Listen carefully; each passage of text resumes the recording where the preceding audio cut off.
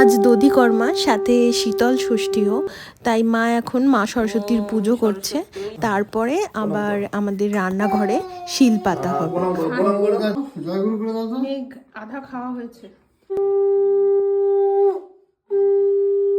শিলনোড়া ষষ্ঠী, শীতল ষষ্ঠী, সন্তানের মঙ্গল কামনায় মায়েরা এই ষষ্ঠী পুজোটা করে থাকে।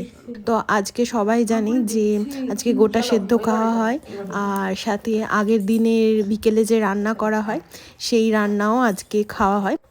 বানিয়ে আজকে উনুন জ্বলবে না, তো এখন তো আর উনুনে রান্না করা হয় না, তাই গ্যাসটাকে আজকে রেস্ট দেওয়া হয়, আগুন জ্বালানো হয় না। চলো আমরা সব যাচ্ছি, যে জায়গাটায় তোমাদের ঢোকা বারণ, আজকে তোমাদেরকে সেই জায়গাটা নিয়ে ঢোকা হচ্ছে।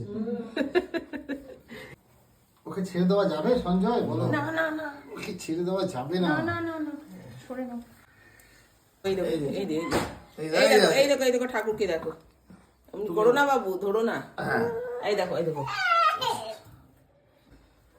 প্রণাম করে দেবো তো।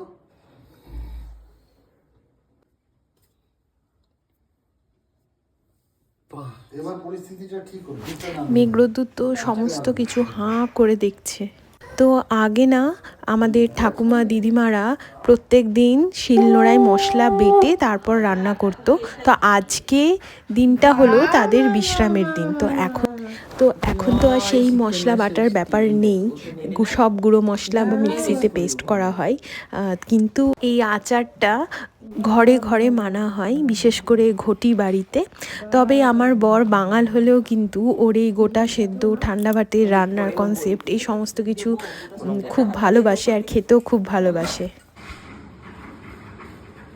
পড়েছে না বাইরে